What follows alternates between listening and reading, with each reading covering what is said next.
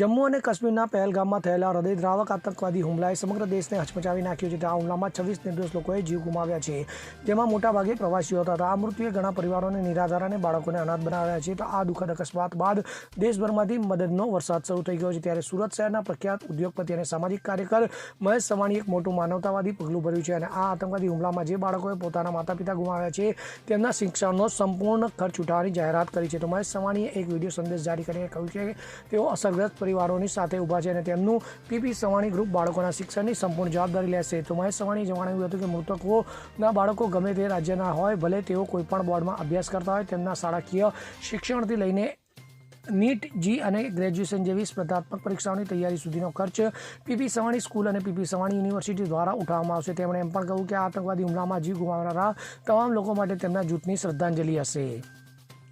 Bureau report, CN24 news.